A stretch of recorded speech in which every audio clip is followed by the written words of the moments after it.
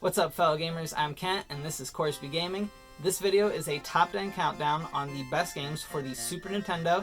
That's right, we're going back to the 90s. Before that though, please hit the subscribe button if you haven't already. That way you can catch more videos like this in the future. Alright, so I'm doing this video after a request I received from my last top 10 countdown, which was a top 10 countdown on the best Nintendo 64 games. So this one will be similar in structure with a few adjustments based on the resources that I had available. So there were a few different factors that I used as the criteria to come up with my top 10 Super Nintendo games. The first factor I used was 4 different websites. Those websites were IGN, Digital Trends, Den of Geek, and Nintendo Enthusiast. Another factor I considered was copies sold of each individual game, though these sales played a minimal role since a lot of games were actually bundled with Super Nintendo consoles, so those games' sales were actually really inflated because of this. The last factor that I considered was the overall impact that the game had on their individual series and the genre that they were a part of. Alrighty, with all that said, let's get into this countdown.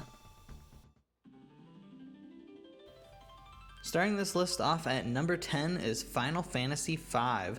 This game had 2.4 million copies sold and played a pivotal role in the progression of the Final Fantasy series as well as the RPG genre. The gameplay and combat was very similar to previous Final Fantasy games, and the storyline was compelling enough, but what really separates this game from others was its complex and rewarding job system.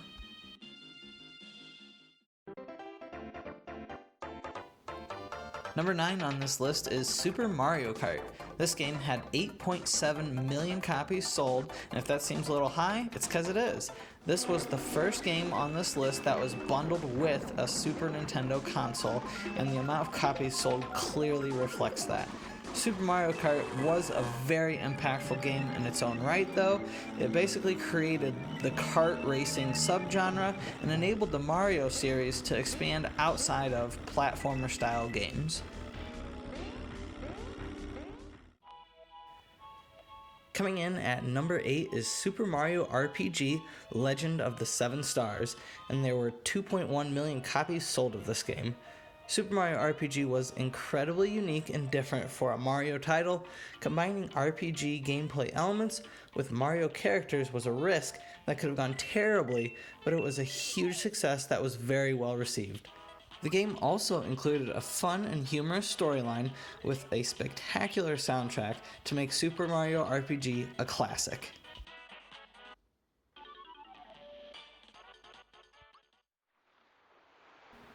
At number 7, we have Super Mario World 2 Yoshi's Island.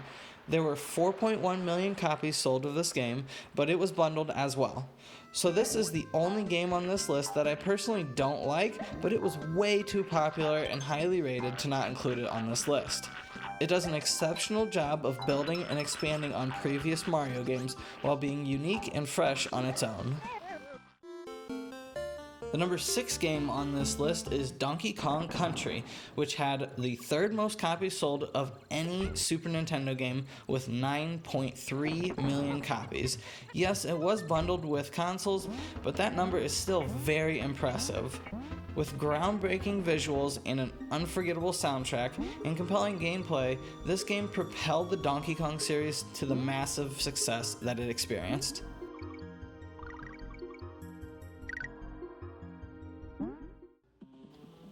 That brings us to number 5, which is Final Fantasy VI. It sold 3.4 million copies and set a new standard of excellence for RPGs.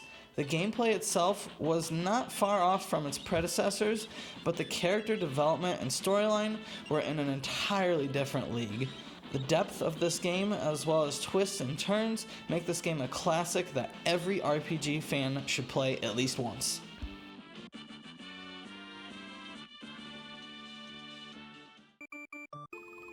Alrighty, so number 4 on this list really needs no introduction. It's Super Mario World, the number 1 sold Super Nintendo game at a whopping 20.6 million copies sold.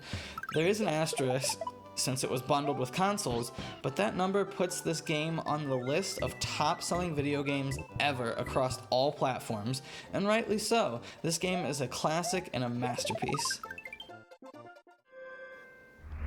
The number 3 game on this countdown is Super Metroid. Despite only selling 1.4 million copies, this game is a classic that cemented the Metroid legacy and coined the Metroidvania genre. The captivating atmosphere and soundtrack set this game apart and make it a unique yet unforgettable experience. It's a game that you can come back to years later and enjoy all over again.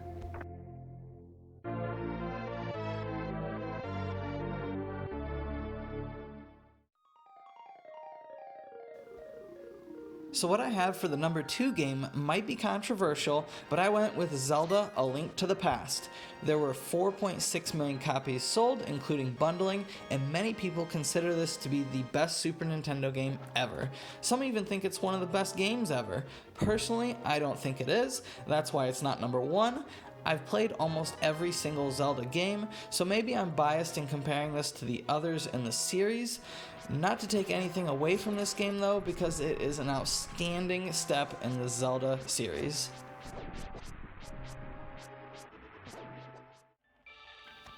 Capping off this list in the number 1 spot is Chrono Trigger.